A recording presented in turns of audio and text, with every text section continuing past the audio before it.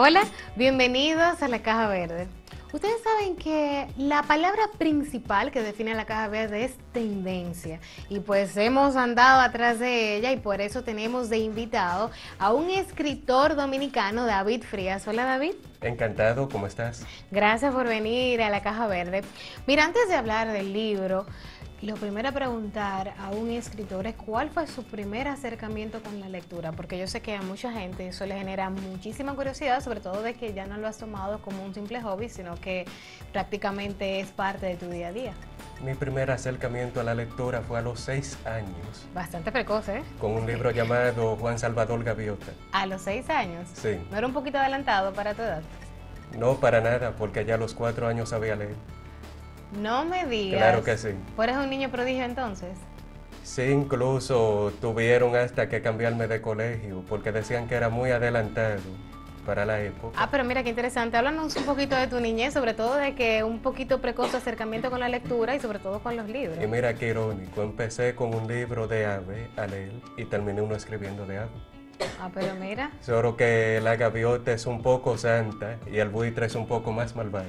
O sea, que algo así como que el Sí. yin y el yang encontraste Sí. ahí en tu inicio y en el culmino al tú realizar tu libro. ¿Qué es lo que tiene mi libro? Mi libro es un equilibrio entre bien y mal. En ese momento, tú con 6 años, cuando leíste Juan Salvador Gaviota, me imagino, no sé si lo recuerdas porque ya hace bastante tiempo, ¿verdad? Pero, ¿qué tú recuerdas del libro y en ese momento qué te dejó? ¿Qué entiende un niño de 6 años de un libro que no es para niños? Bueno, yo aprendí el derecho de la libertad. Te dicen, si amas algo, déjalo libre. Si vuelve a ti es tuyo, si no vuelve, nunca lo fue. A los 6 años. Claro que sí. Háblame de cuál ha sido la importancia de tus padres, sobre todo en ese proceso de que a los 4 años ya tú sabías leer y a los 6 años leer Juan Salvador Gaviota. El rol que jugaron mis padres es que mi madre siempre se esforzó porque yo siguiera todo lo que me gustara con respecto al aprendizaje. Y mi padre por igual, mi madre le decía a él y él invertía en que mi formación siguiera avanzando. O sea, los dos se centraron en que yo llegara a donde estoy ahora. O sea, han sido una pieza importante y clave en todo tu desarrollo como profesional de la escritura. Claro que sí, y tengo una profunda confianza con ellos, todo se lo digo. Y se lo hace saber, porque eso es importante. A veces uno olvida una poca de recordarle a los padres lo importante que han sido en el desarrollo de uno como persona y también como profesional. Claro que sí, yo todo lo consulto con ellos, viejo, vieja, estoy escribiendo algo, tengo tal proyecto. Incluso, fíjate de algo, podemos decir que ahora mismo mi madre es como quien dice mi madre, mi socia. Ah, pero mira qué bien. Sí, De ser el primero en convertirse en una herramienta que te ayudó al desarrollo, ahora convertirse como que tu pieza fundamental para tú seguir creciendo. así será por siempre. Amén, ¿verdad? Hablando sobre todo de escritura, Juan Salvador Gaviota, el primer libro que leíste, pero a ver si recuerdas, ¿cuál fue esa primera pieza que escribiste, sea de lo que sea? Cuando yo tenía ya como 11 años, yo tomaba acuarela y hacía unos pequeños gráficos y después con bolígrafo escribía historias. Ah, pero O sea, mira yo de cualquier cosa me inspiraba. Mira qué interesante saber eso.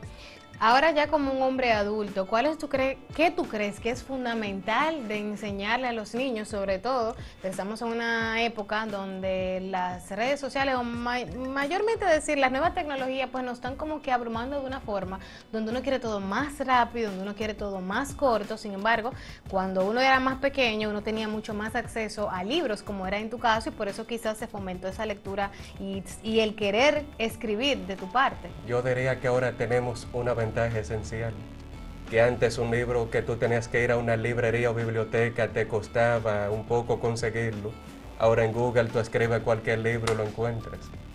O sea, pienso que estamos en una era con mayor asequibilidad a la literatura. ¿Y no piensas de que eso de una forma también podría tener su aspecto negativo? Me explico.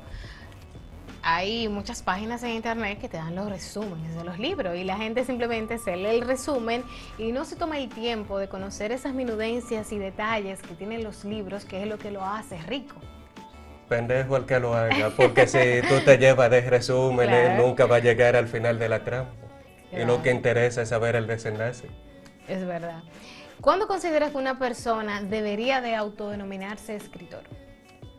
Una persona debe autodenominarse escritor cuando se sienta en la capacidad, cuando se sienta en la inspiración de mostrarse como tal. De lo contrario, simplemente habrán personas que publiquen libros pero no son escritores. Pero mira, hay una gran diferencia, sobre todo de que mucha gente por el simple hecho de accionar en algo ya se autodenomina de eso que acciona. Entonces, en ese caso no, ahí no aplica lo de ser escritor. Lo principal es la disciplina. Eso es lo esencial, tú tener disciplina, dedicación, tener tacto, amarlo, porque tú no puedes hacer algo sin pasión. Si no tienes pasión, te va a quedar mal. Claro, es cierto. Y justamente hablando de disciplina, y ya que te pregunté qué se necesita para autodenominarse un escritor, ¿qué tanto se debe leer para uno poder escribir? Porque dicen mucho que quien no lee no puede escribir, pero ¿qué tanto de cierto tiene esa frase? En la literatura no hay un límite. Puede que tú hayas leído miles de libros, pero nunca te hayas concentrado a ver el mensaje central. Puede que tú te leas, aunque sea un simple pasquín, y eso crearte una especie de inspiración por querer superar y trascender más de ahí. Claro, cierto. ¿Cuál es tu género favorito? Mi género, ¿Tu o género sea, literario. ¿Tu género literario favorito? Me gusta mucho cuento y novela, estoy entre esos dos. ¿Qué consideras, cuál es tu opinión acerca de los libros de autoayuda? Te hago la pregunta porque muchos escritores satanizan a esta escritura que es consumida por millones de personas en el mundo por una u X razón y casi siempre como que lo satanizan. El libro de autoayuda, Paulo Coelho, una cruz y raya. ¿Qué tú piensas al respecto? Yo pienso que la autoayuda la tiene uno mismo. Yo no creo que un libro que escriba una persona diciéndote cómo mejorar, cómo caer bien, te vaya a arreglar, porque fíjate de algo. Hay libros de autoayuda que te dicen cómo agradar a todo el mundo. Tú nunca le vas a Dale sacar bien a todo el Carnegie, mundo. cómo ganar amigos e inspirar en otras personas. Ese no te agrada, no lo he leído. Ese no te agrada. Eso es totalmente falso. O sea, el coaching, la autoayuda es lo mismo que las religiones. Te van a vender como una especie de droga psíquica para ayudarte a escapar de ciertos vacíos, pero al final la voluntad, la determinación la tienes tú. ¿Y le has dicho ese pensar a lectores que son frecuentes a este tipo de lectura? ¿De qué consideras de la lectura de autoayuda? Sí, yo lo digo abiertamente. A mí Pero no- ya yo me imagino que te satanizan bastante cuando lo dices, ¿no? Bueno, ¿qué te digo? Cada quien tiene un criterio especial. Claro. Así como satanizan la literatura de horror y de humor negro, que es lo que yo hago, y yo me quedo tranquilo, así yo también critico las demás y no creo que nadie se tenga que ofender por ello. ¿Verdad? ¿Es tu opinión? Sí. Mira, nos vamos a unos comerciales, pero al retornar vamos a hablar de tu libro, Crónicas de un buitre pensador, así que no se muevan de la caja verde.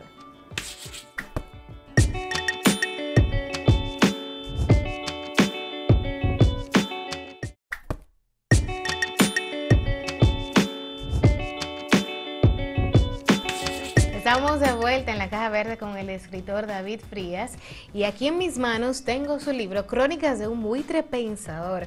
Cuéntanos de qué va este libro. Este libro es una compilación de 18 relatos. Mezcla horror, ciencia ficción, drama, acción, erotismo, comedia, sobre todo de humor negro y sátira. O sea, es una mezcla. Una combinación bastante interesante. ¿Qué tiempo te llevó crear este libro? Que bastante denso que es. Sí, tiene 426 páginas, ese monstruo que tienes en mano. Ese monstruo, ¿qué tiempo Sí. te llevó? Bueno, hacerlo me tomó de 2 a 3 años. Lo terminé hace casi 10 años, en 2009. Y luego tardó varios años hasta que ahora sale a la luz. ¿Qué es lo más difícil, comenzar un libro o terminarlo? No hay dificultad. Tú simplemente empiezas a escribir y dejas que fluyas y ya. Claro está si tienes el entusiasmo de hacerlo. Si no tienes el entusiasmo... Ahí se queda todo, ¿verdad? Pero yo no encontré ninguna traba. Yo empecé normal Fluiste. y lo hice como si nada. ¿Y cómo te llegó esa idea de 18 relatos? ¿Pensaste desde un inicio que iba a ser así o simplemente fuiste fluyendo a medida que ibas escribiendo? Bueno, cuando yo estaba en la universidad daban una asignatura llamada crónica. ¿Estudiaste Entonces, comunicación social? claro que sí. Entonces, en esa asignatura uno tenía que hacer una crónica, una historia.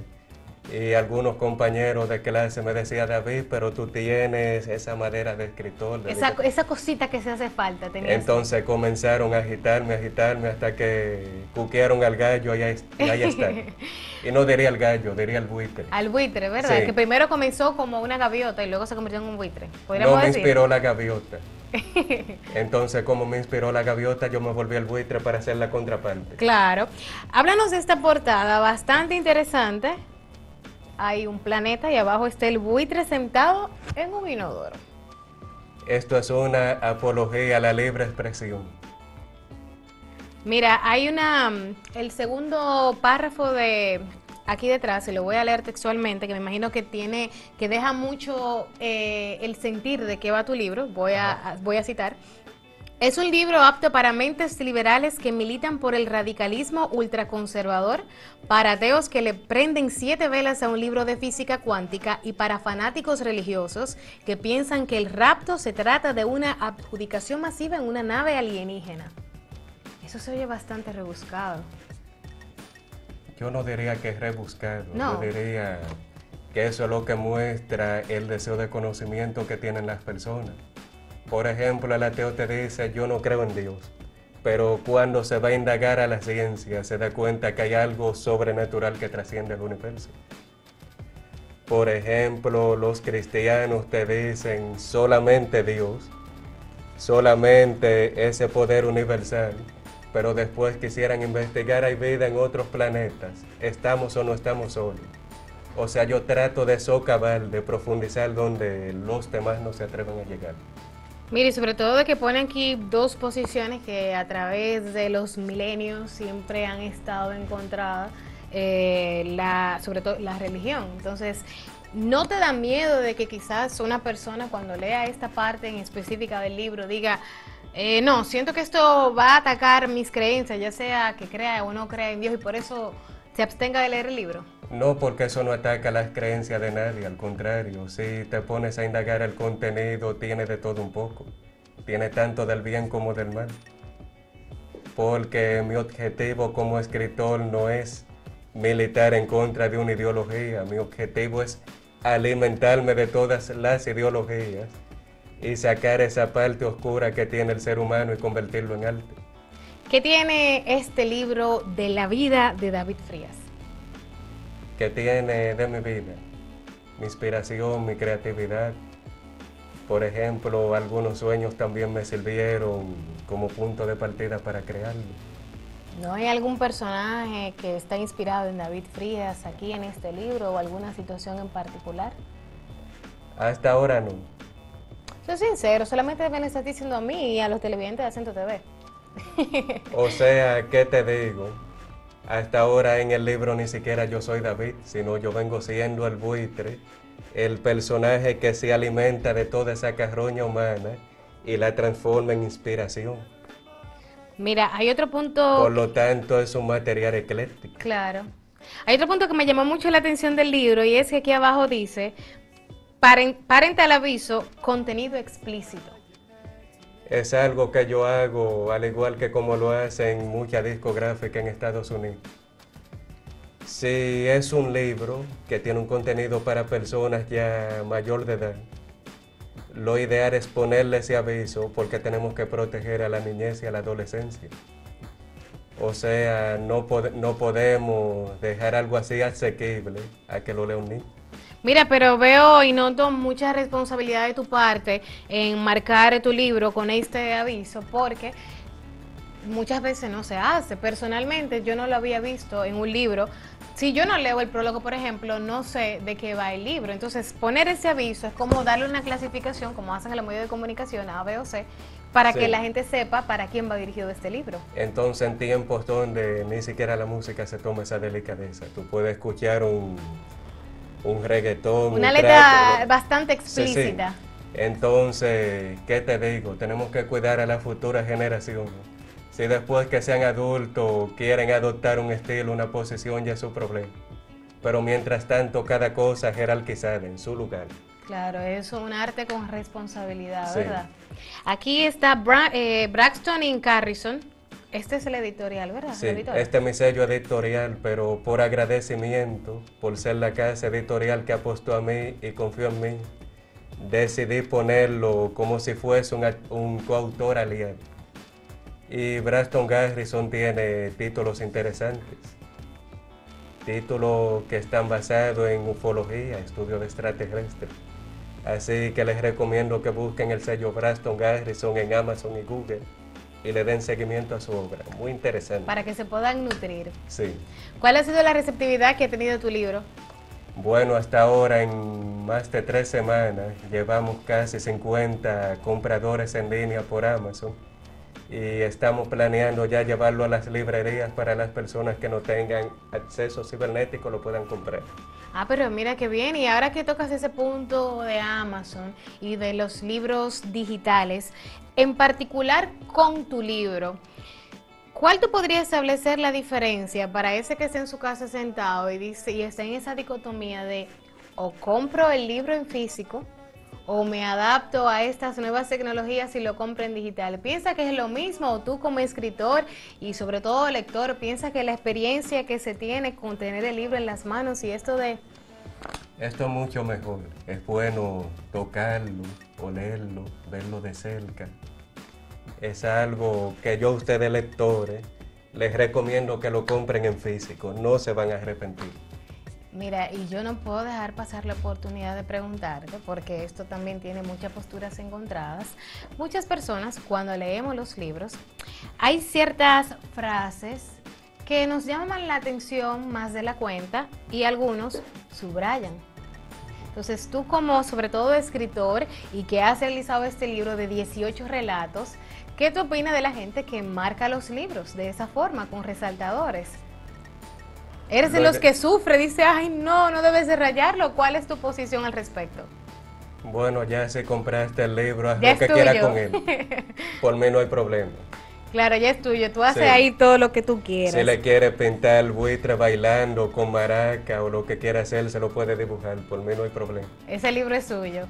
Y cuando nos veamos en persona, obviamente, yo te doy el autógrafo para darle más resaltamiento a los caravanos. Claro, ¿verdad? Sí. Para darle ahí algo personalizado. ¿Cuáles han sido esos autores que han marcado tu vida? La lectura que tú has realizado desde que un niño muy pequeño comenzó con Juan Salvador Gaviota hasta ya estos tiempos un hombre adulto que acaba de tener un niño. Sí, mi bebé, gracias Claro. a Dios. Bueno, yo tengo influencia de Jean-Paul Sartre, Camus, Nietzsche, García Márquez, Vargas Llosa, el profesor Juan Bosch, Joaquín Balaguer. Me gustan mucho los cuentos de ambos, me los disfruto. También de Fernando Gastón de Litme, que eso era una poesía más sombría. Déjame ver cuál más. Ernest Hemingway, Chuck Palahniuk, tengo múltiples. Tienes ahí una combinación bastante ecléctica de escritores. Sí. Mira qué bien, mira, nos somos unos comerciales para que tú vayas pensando qué tips tú le das a esas personas que quieren convertir la lectura en un hábito. Excelente. Ve pensando, volvemos en breve.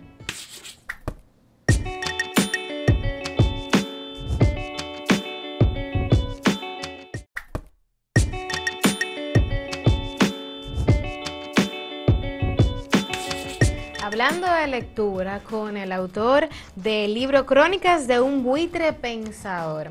Y antes de caer en la pregunta que te dejé pensando antes de irnos a la pausa, Por supuesto. tienes un blog llamado Diario Explícito, háblanos de eso.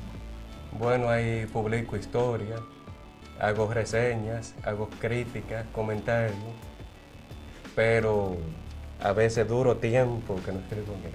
Sí, ahí está el factor de que tener un blog es darle continuidad y sobre todo en el día a día ir escribiendo. ¿Qué ha sido lo más retador de poder mantenerte al día con este blog? Lo más retador de ponerme al día, ocupaciones, compromisos, O sea, es difícil tú estar todo el tiempo encima de un blog cuando tienes que cumplir con un trabajo, cumplir con una diligencia. En el caso mío, ya darle los toques finales al libro, después que salga a trabajar el marketing, la publicidad, el media tour.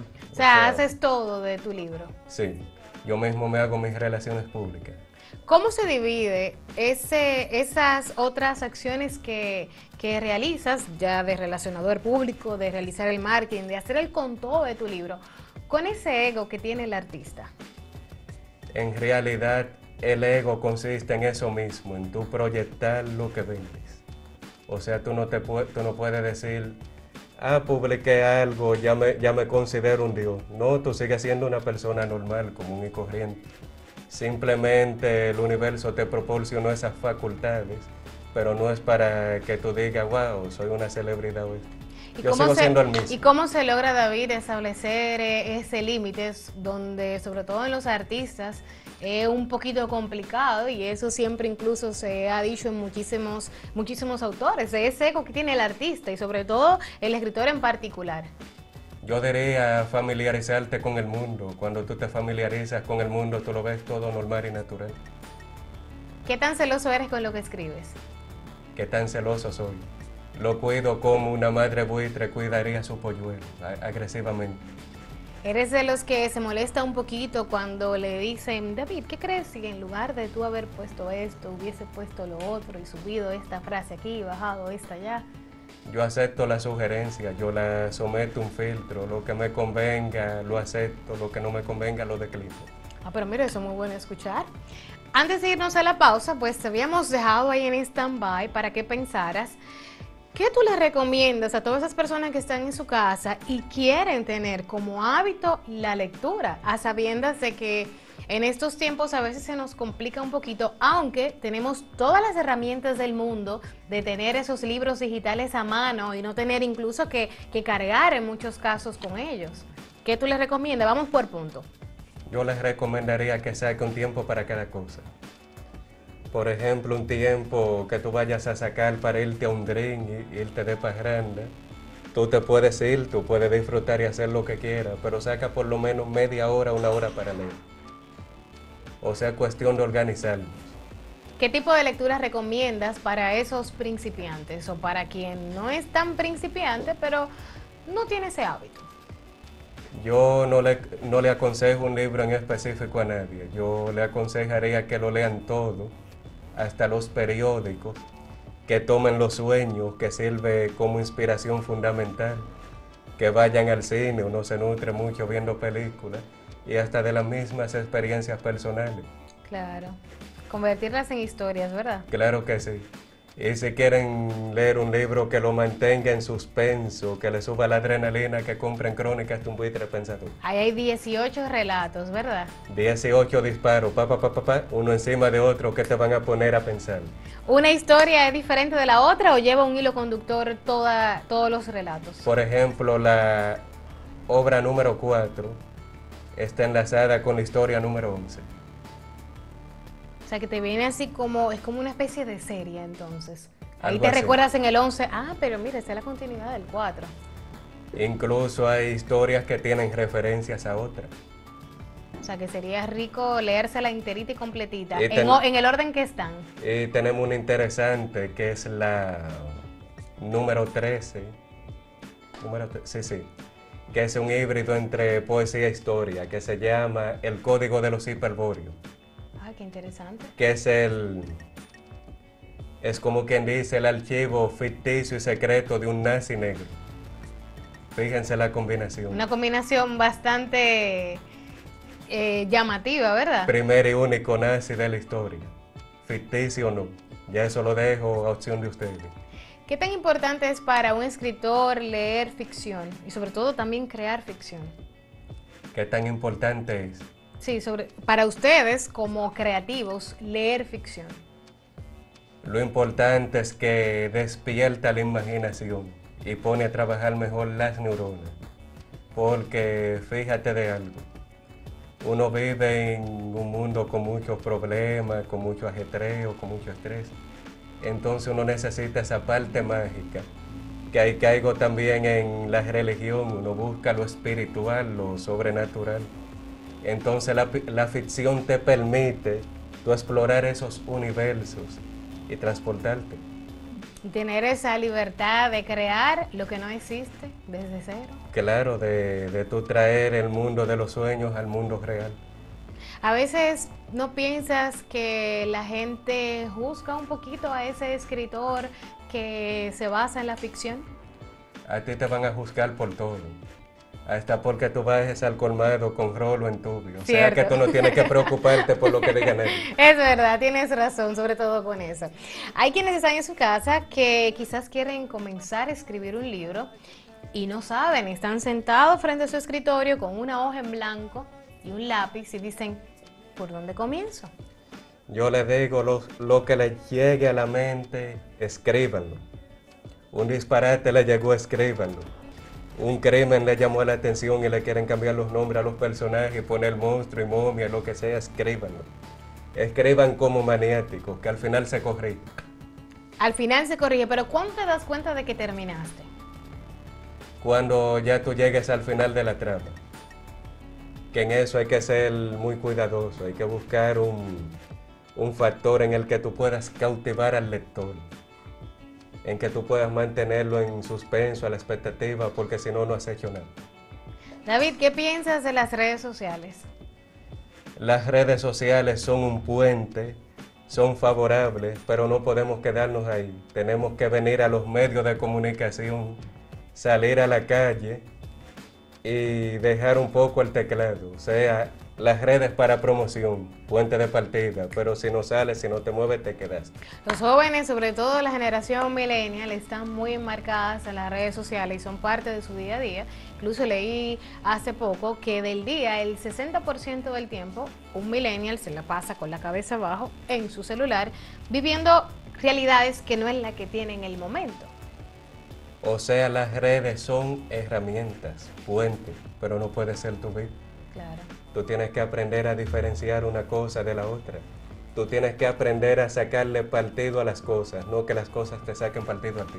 Exactamente. Y para que por favor comparta tus redes sociales si tienes. Sí, en Facebook me pueden encontrar como David Frías. En Twitter me pueden encontrar a @Edlo, que Edlo era la sigla de otro alter ego que tuve, que fue el varón del lado oscuro. Cuando eso yo escribía historia de terror y la leía en la voz de las Fuerzas Armadas hace 10 años. ¿Quién?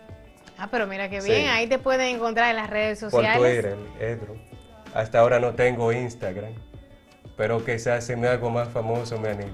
Claro, ¿verdad? No, Sí. hazlo desde ahora para que los millennials se animen a seguirte y conocer de tu obra, Crónicas de un buitre pensador. David, muchísimas gracias por venir a la Caja Verde. Muchas gracias, encantado. Y ustedes, gracias por mantener la sintonía y recordarles seguirnos a nosotros a través de las redes en @lacajaverderd, tanto en Instagram como en Facebook y en todas las redes como @acentotv. Hasta la próxima. Queden bien.